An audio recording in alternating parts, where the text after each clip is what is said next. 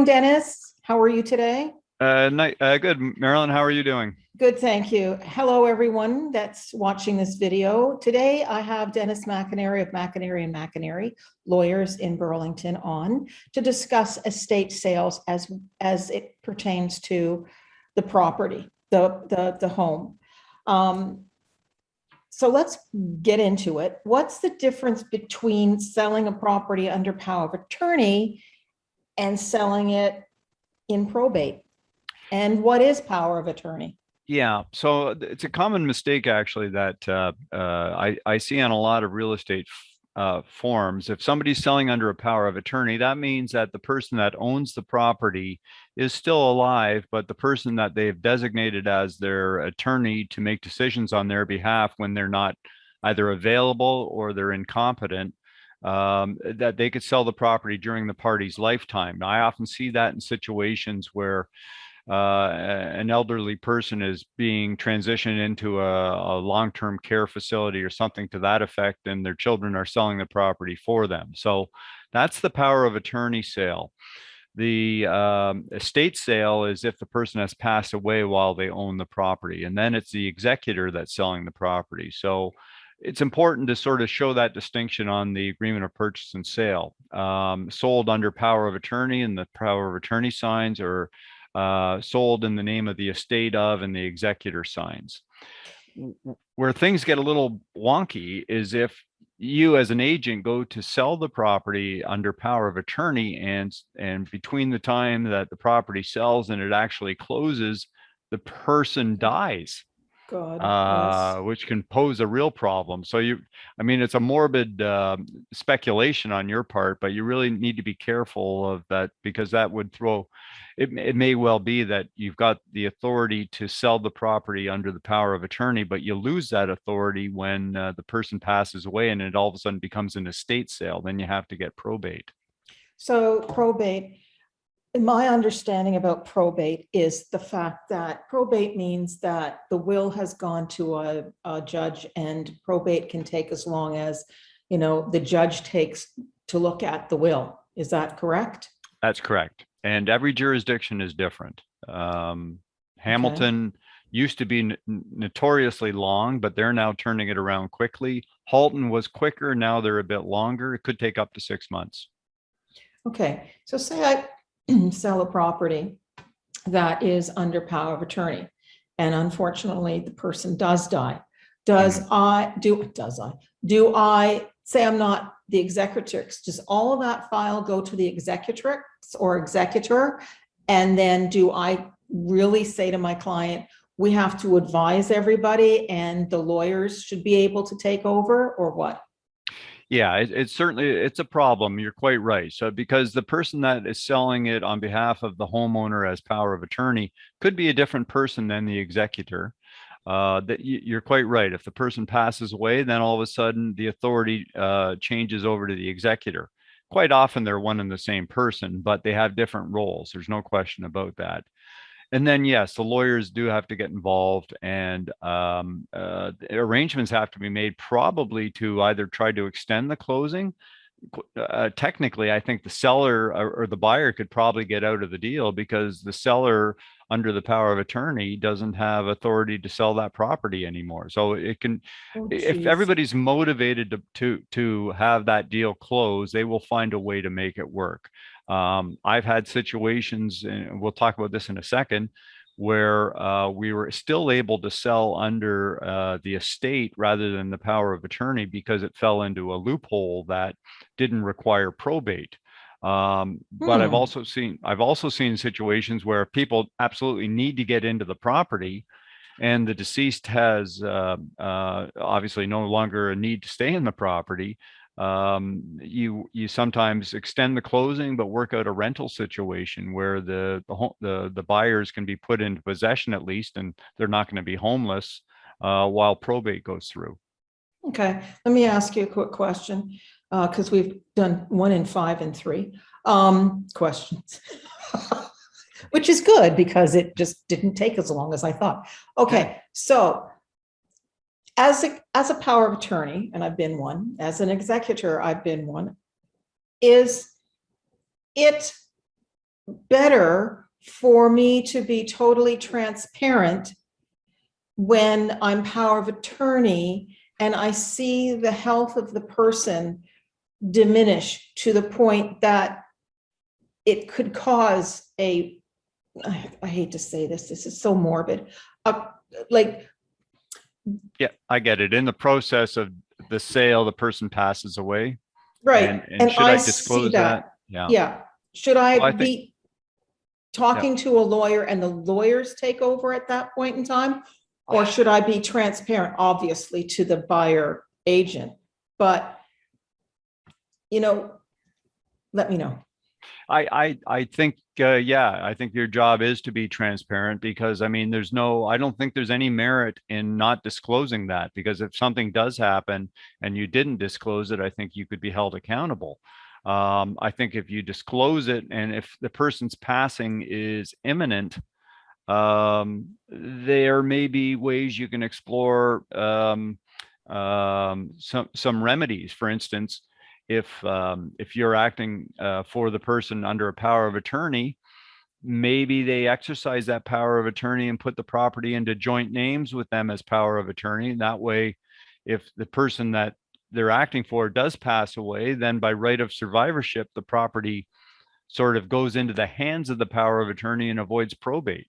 Okay. So there are some things you can do if as a proactive measures to prevent against that possibility. But you're right. I think your due diligence and as morbid as a topic as it is, I think you need to explore that during the sale process.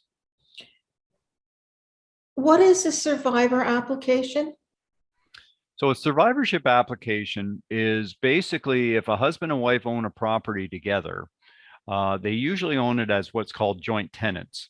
It's like a joint bank account. If Mhm. one of them were to pass away, then by right of survivorship, the other party is the owner of the property. So you have to register. It's a housekeeping measure in effect that basically says that the surviving spouse is being removed from the title to the property. Yeah. Okay, so in that case, I mean, it doesn't have to become an estate sale, does it?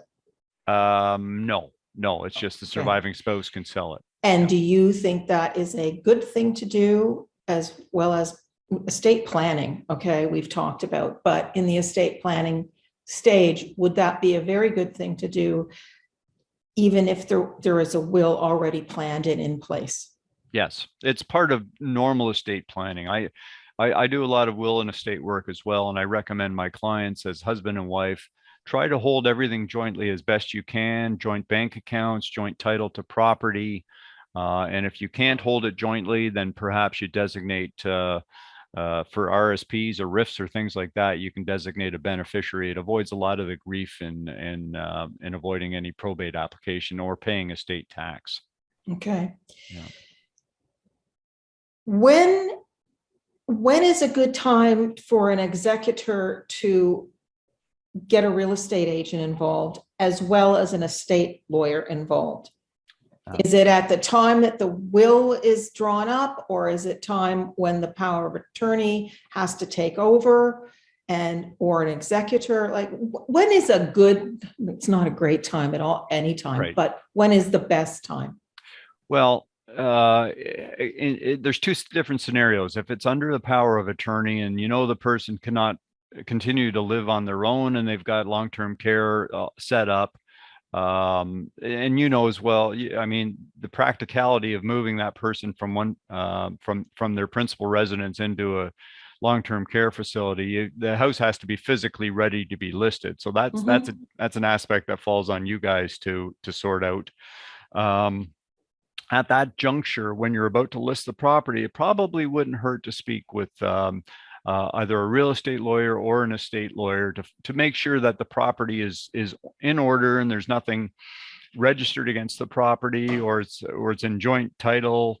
I'll tell you, one of the problems we run into is a lot of seniors are taken advantage of by these unscrupulous door-to-door salespeople that are selling all the bells and whistles on air conditioners or HVAC systems. Yes.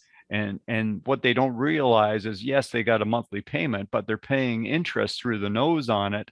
And on top of that, it's registered against the title to their property. So that causes, and they don't think twice about telling their agents about that. So when acting for seniors, whether it's under power of sale or under an estate, you may want to vet that type of issue, because it causes Wait, whether you said power of sale, so it's power, whether we're power of power of attorney, attorney. sorry. Okay, Yep. go ahead. Under power of attorney or under the estate, you want to find out whether there's any types of rental agreements or rent to own agreements with Reliance or anybody, because it's registered against the title. And quite often the seniors that are selling the property are not aware of, they just think it's like a hot water rental and it really doesn't need to be disclosed. But it's got more, there's more trouble associated than what people think. So that's one of the issues you might want to put on your checklist when you're going to list a property. Now I forget what your original question was. Oh, getting in touch with the lawyer. Yeah. So if it's an estate sale, yeah, I think you should speak to a lawyer at the outset before it's even listed, because as you and I talked about, there is a situation where if it's an estate sale, you might be able to get around the probate problem, and sell the property without probate. And how does one do that? It's called first dealings. That's the fancy word for it. But basically, without getting too legally technical, there's this sort of unwritten rule that if you buy in the registry system and you die in the registry system, you can still sell the property. In Ontario, the registry system was converted over into land titles.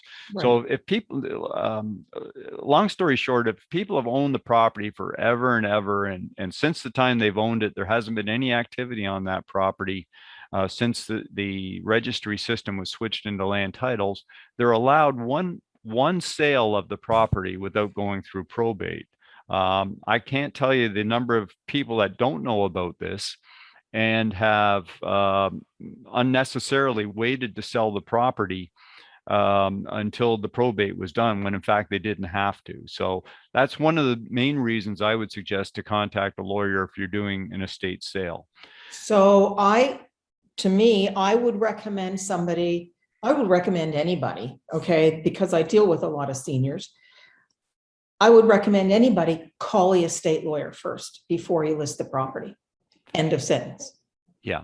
Yeah, the estate lawyer or the lawyer that did their wills and ask those questions. But even you as a real estate agent, if you need to, I speak with agents on these issues all the time, because they're worried about listing the property. Because I think one of the questions you might have for me is, do we list it without getting probate, or do we wait until the probate's done and then list it? And there's certain strategic and marketing advantages to either way. For instance, if it's a super hot market and somebody simply, which it is, yeah, and so people want to just get into the market. They don't care if they get into the market and they're in a rental situation and they get the house 3 weeks from now or 3 months from now. So they just want to lock up a purchase. So if you, as the agent listing and selling the property, say, well, we are going through probate, but the house is on the market. So one of the conditions in our offer is that if probate isn't ready for our closing date, all the parties will agree to extend it such further times as necessary until probate is through. So it keeps everybody happy. But then the opposite side of that is if the market is a little bit soft, and people see the need for probate as a sort of tainting the purchase of the property, thinking that's just another headache that we need to worry about, that may be looked at as a black mark in listing the property. So it's all a question of the market, and if you've got a motivated buyer, but you as the agent for the seller or for the estate should broach those issues with your client, whether that's, absolutely. And yeah. it should be also, that's why I'm saying I would recommend talk to your estate lawyer, because I can say this to them and then it's up to them basically what they want to do. And this thing about the first dealings, I don't think I didn't know about it. And I've been in the business a very long time. Yeah. So for me, I would say, okay, you've got to see if you've not done anything. I mean, something came on the market today that they've owned the house for 60 years. Yep. Yeah, You know? and chances are, if they didn't have any activity on that house for the last 60 years, they probably fall into that category.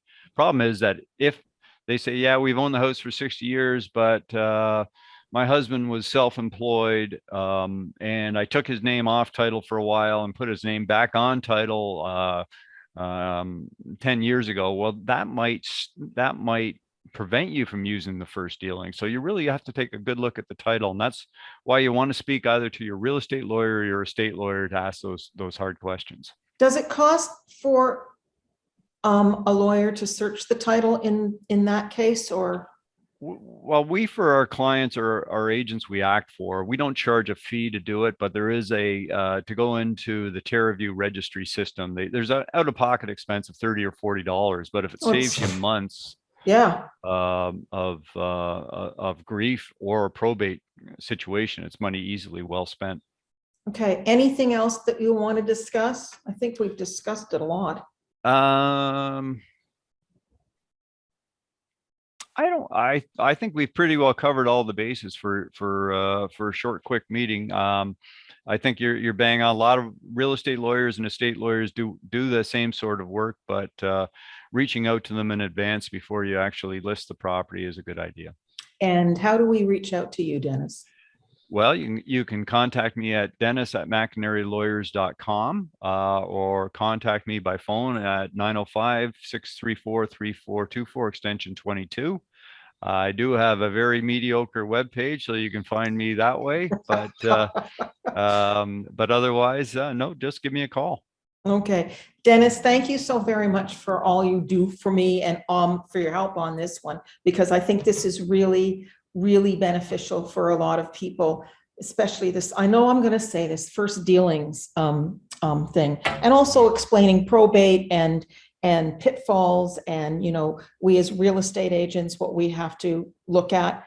I'm Marilyn Palmer. Thank you very much for joining me today. I didn't say what you're joining me on, whether it's Marilyn's Market Minute or a seniors moment. I'm going to put this under a seniors moment, and I hope people get some information like I did today. Anyways, you can contact me through www.marilynpalmer.com or info@marilynpalmer.com or 416-995-2187. Thanks again for your time today, Dennis. You're welcome. Take care. Bye-bye.